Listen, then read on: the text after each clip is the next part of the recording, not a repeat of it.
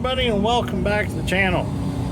So unfortunately this morning my drag cable broke on the LS78LC Link-Belt Drag Line. So George says, well, I'll run back to the shop and grab you another cable. And he says, you can go ahead and run the long reach for a little bit so you can get some video from the cab, because I have yet to get some video from the cab on this machine, the Hyundai HX300ALR. So that's what we're in right now. So we're working on digging out this sandbar underneath the power lines. Well, we're not quite to the power lines yet, and nobody's really figured out how to do this safely, and I got a plan. So what I'm going to do is I'm going to dig a channel along here with the long reach, and then I'm going to boom way down with my crane and drag everything I can't reach out here. I can reach a little more of this because I've got my track a little over the edge. I'm sitting at an angle up here. So I'm gonna drag that in to this channel with the drag line bucket. I don't know if I can lift it that low a boom, but at least it'll drag it over here, and I'll back the crane back up, and George can reach in and grab the dirt or spoil and get it dipped out. So it'll be kind of like a yarder logging process, basically, is what we're going to attempt to do, because I can reach a lot farther with the crane, especially boom down, because you got to remember, a long reach works in a radius. All excavators work in a radius. So when I reach out there and I go down, I'm actually coming closer to myself as I go down. So I've only got, 60 foot of reach at, about ground level. If this was stretched straight out like so, there's my 60 foot of reach. But as I go deeper, I lose that because the boom is a radius. Where on a drag line, the cable hangs straight down and the bucket falls straight down, and I pretty much have all that usable length. So that's one of the difference between a drag line and a long reach as far as reach is the radius. So if I can get this sandbar dug out, get rid of all this, then we can open this river all back up the way it's supposed to be.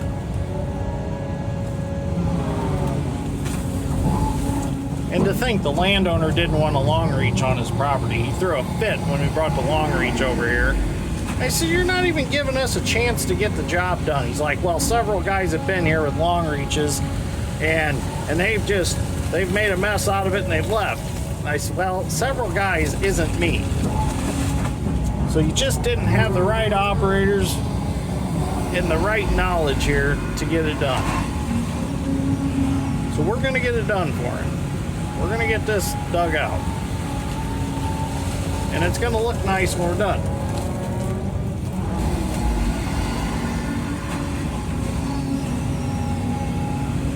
We don't want to go too deep. We don't want to go too wide. So we need to get enough out of there that we can drag that across. Is it going to take extra time? Yes, it's going to take extra time. It's going to be a slow process, but I'm going to make it happen.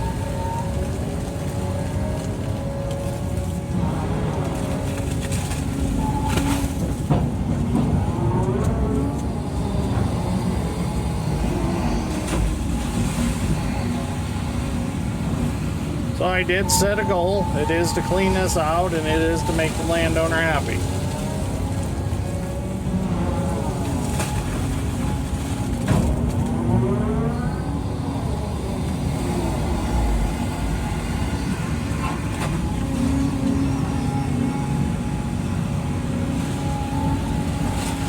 So it did rain last night, and it's still raining a little bit today, so harvest is off as of right now. The house did get set yesterday, so that's a plus. LaPorte Housing done a wonderful job of getting the Rochester home set. I can't say enough good about Ryan, Chris, and Patrick at LaPorte Housing. They're just excellent to work with. They want to make sure you're happy before they leave. So now what's going to go on with the house is the drywaller's going to come in. It's going to sit for about a week.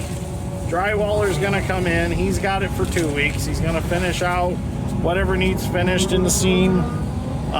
Leroy, the contractor, is going to finish out the flooring seam, and he's also going to put the rest of the doors in the mating wall and things like that, and put the siding on the east end of the house, because the west end of the house actually gets the garage put on, so we don't have to worry about getting that siding on unless we can't get a garage done until next spring. Then we'll probably throw the siding on, or we'll just throw another layer of house wrap on it and call it good.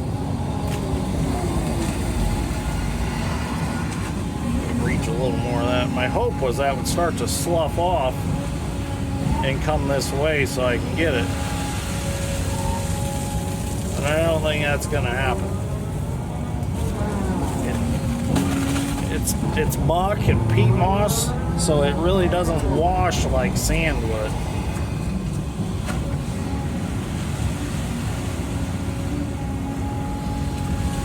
George is going to get me that length of cable. He called me a little bit ago and said we had 80 foot of it, and I thought that I had enough for another drag cable with 60 foot of boom, so that's a good thing. We'll get that put back together,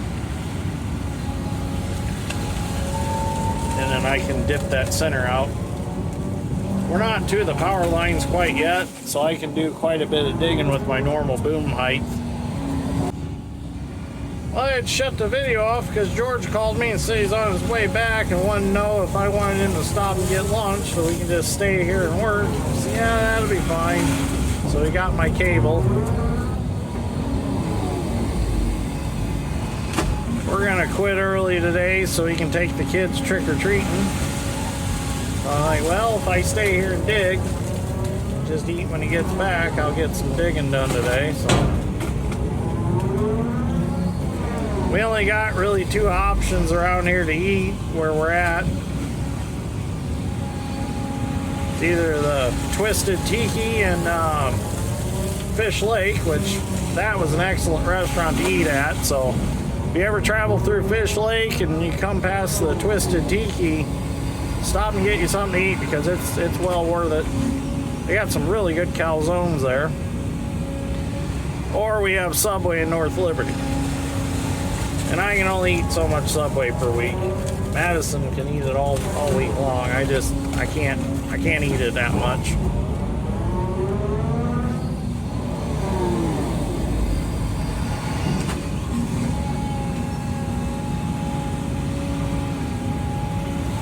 All right. I can move to the next spot.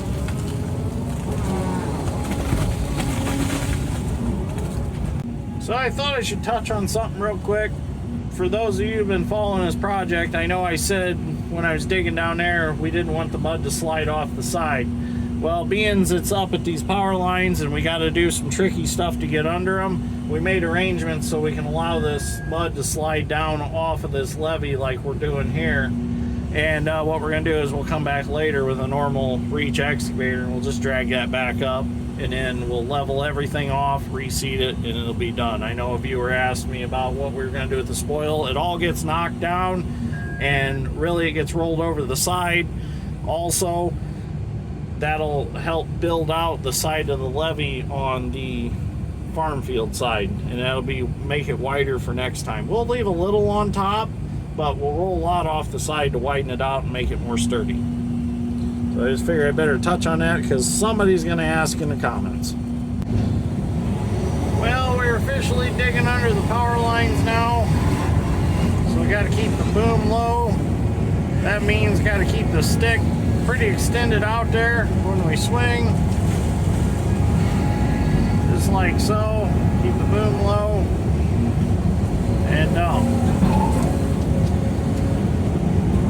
When you got plenty of headroom, you can bring that bucket up to you. And it's not so heavy lifting it out there.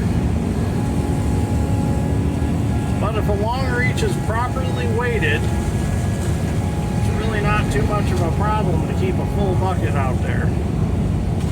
This one's doing real good, especially sitting on a muck levee.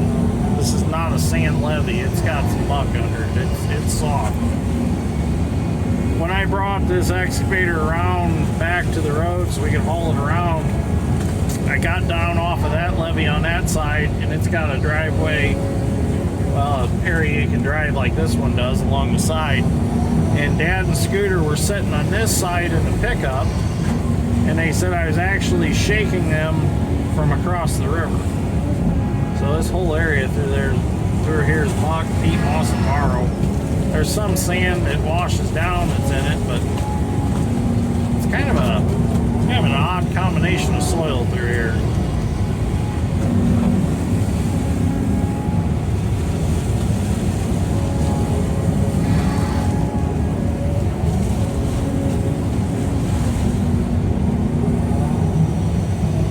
We're gonna get this dug.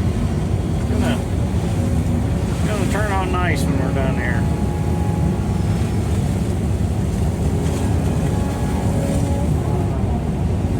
A mess for a while, but a little dozer therapy when we're done, and everything will be nice again. George is back.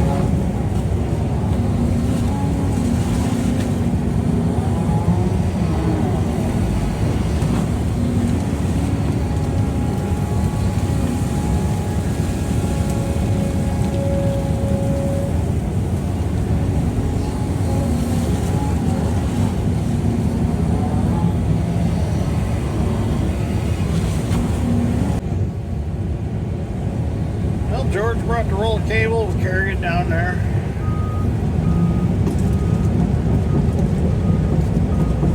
He's gonna work on unrolling it while I dig. And we'll get it stuck back in there and rolled back up.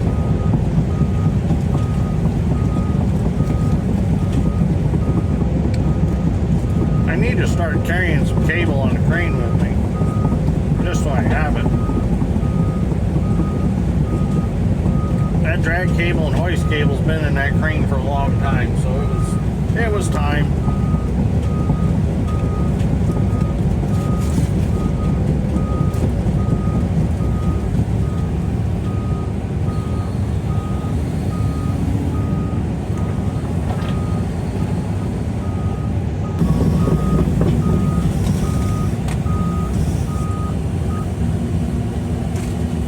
Both of these mine? Oh, thank you.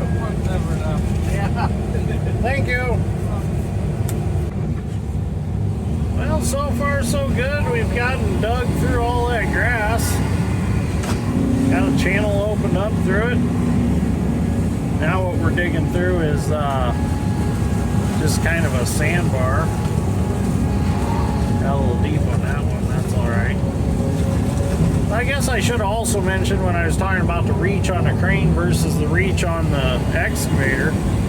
With a crane, you can cast a little farther if you have to. You can really throw that bucket out there and gain you a little bit more. Where an excavator, that's it. You're done. You're not going anymore. This slopped off in that seep ditch down there, but that's all right. The landowner said if it did, he'd just dip it out with his excavator. No big deal. We're not worried about that. He said he wants that sandbar out of there. So we'll get it out of there.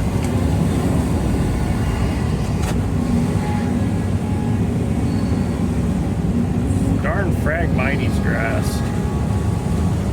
Guess I should have burned it off before we dug it or mowed it, one of the two. And that's another reason I want to get the mower built for Micro Richard, the Hyundai 17, is for projects like this. I could mow that with him, well, not down there, but where it was up on top of the bank, I could have mowed it. Just hauled him up here on just a small trailer. And I had to bring the 200 all the way up here to mow it.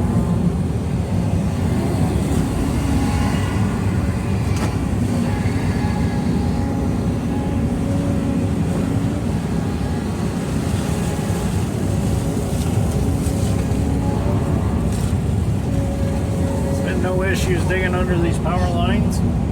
They're plenty high. I feel safe. So nothing to worry about. No voltage jumping or anything like that. George got the drag cable put back in the drag line. So as soon as I get finished here, I'm going to go back and dig with it, let him have the long reach back, because then we'll be out from, whoops, we'll be out from under the power lines.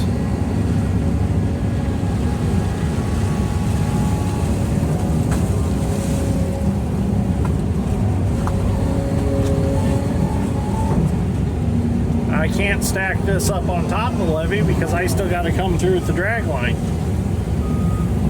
I really don't want to have too much mud on top with tracks that are flat, slick pads. That don't work real well. Try to get that green. There we go.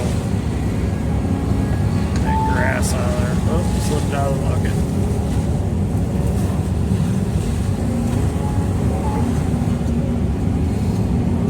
I dump it on the edge and whatever runs over. Some of it builds up pretty good and it stays.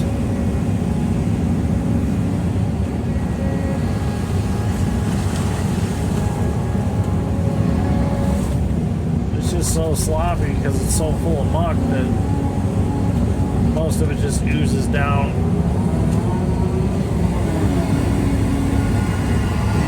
And the more I pile, the heavier the pile gets. Gravity draws it down to the bottom.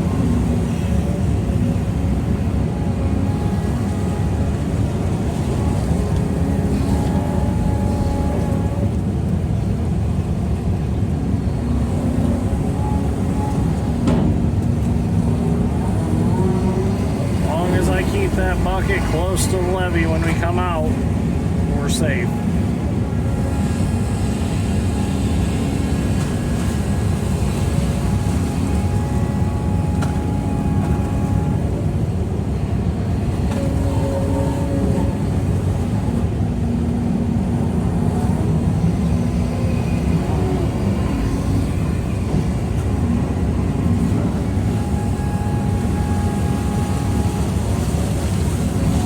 Bucket needs holes in it.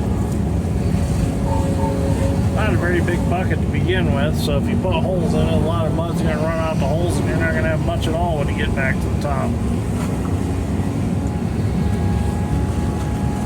It would probably handle a bigger bucket, especially if you're smooth with it. Probably maybe be able to put my 7-footer off the 200 on it. I have to measure it up and see if it fit. I have to try that. It'd be cool if it would. Get it just right, you can get a pile on it. I don't even know, that bucket's a yard. I'll have to go see if it's got markings on it.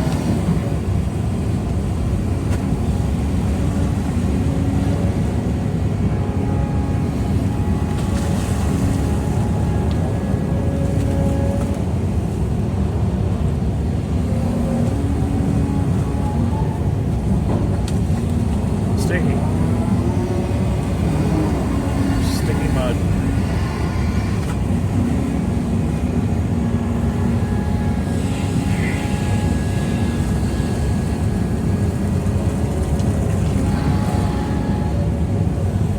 Alright, I'm gonna keep digging. So I gave it a shot and it does work. I can drag that mud over and I can dump it in that channel and I'll have George dig it out. I've got my boom down to about 20 degrees and that's pretty low to dig with it. but it's keeping me a safe distance under those power lines. The only problem is when I swing out and over to dump, I gotta have it just right to get it over the levee, and it takes me a little bit to do that. So we're just gonna go ahead and do the drag and dump right there in that channel that we dug with the long reach. So it'll be slow and steady, but you know, slow and steady wins the race. So we're gonna get that dug out of there, and George is gonna finish greasing the long reach, and he's gonna start continue digging on, because you can see where he left off down there. That's where we got to dig up to. So, all right, let's get it done.